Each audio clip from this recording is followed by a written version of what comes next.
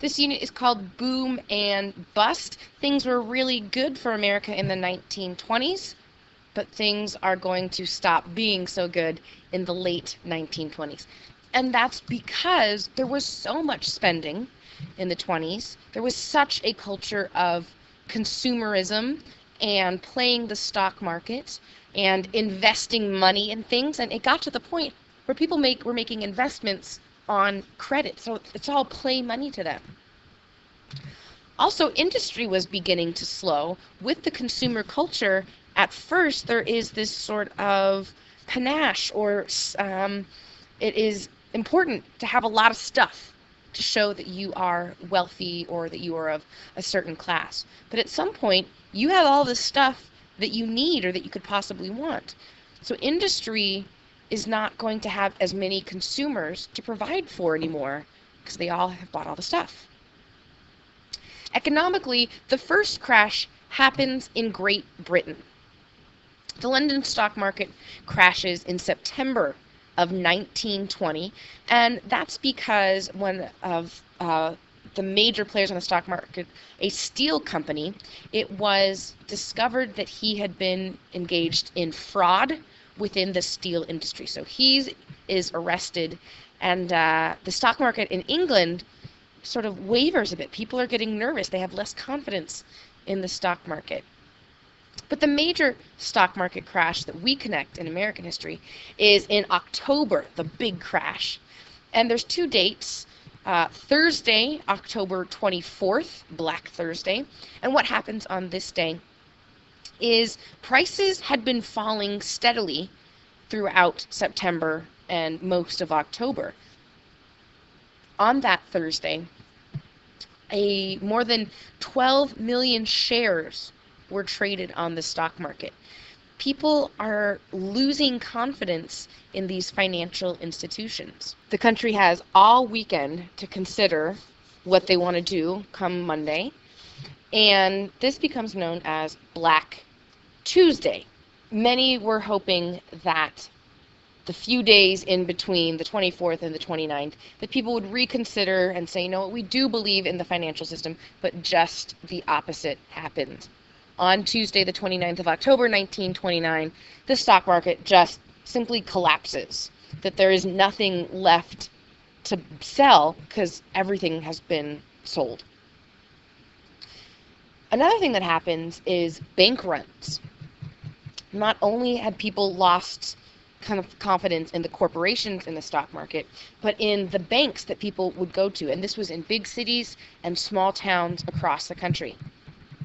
A bank run is when people continually are withdrawing their cash from the bank. And the reason is because they do not have confidence the bank will have their money.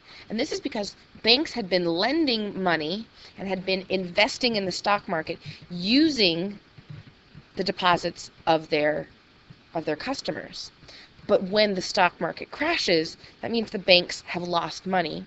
And when you go to your bank account to draw that money out, there isn't much there. So people are then just thinking, I'm just going to get whatever I can get. But then that means the banks have no money to lend. So it's just this horrible, vicious cycle. All of this is happening under the administration of President Herbert Hoover.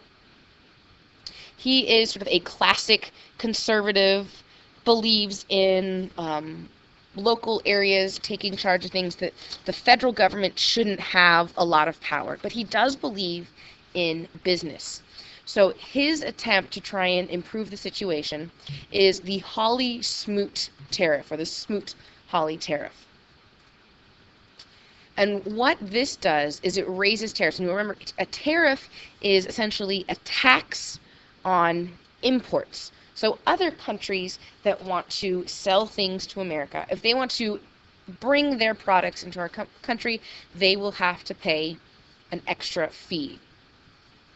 President Hoover's doing this because he believes it'll be a way to grow American industry as well as raise revenue. Unfortunately, the opposite happens.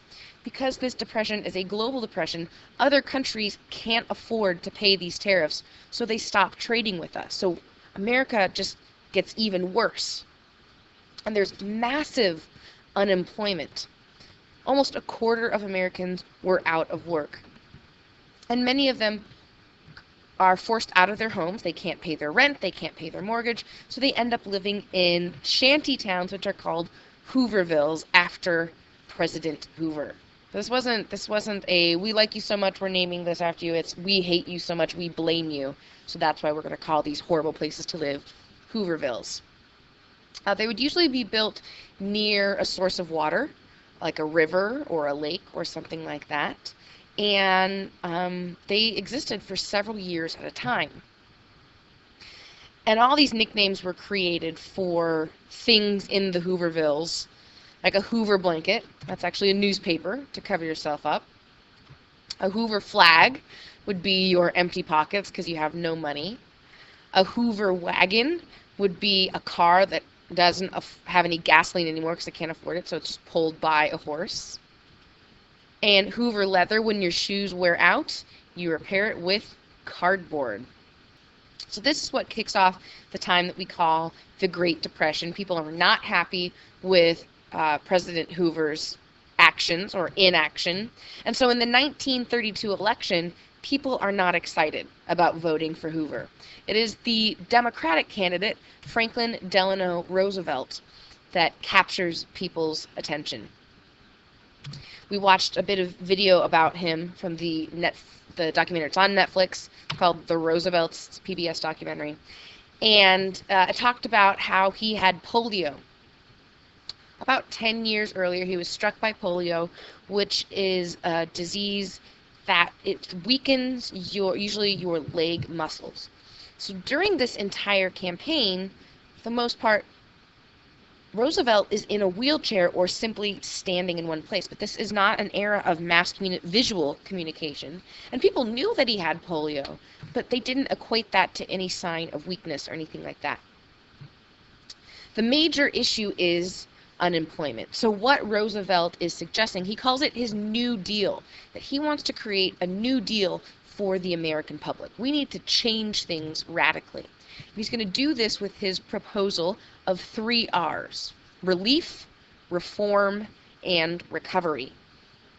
We need to immediately relieve the suffering of those who have lost jobs, who just have been really hit hard by this economic downturn.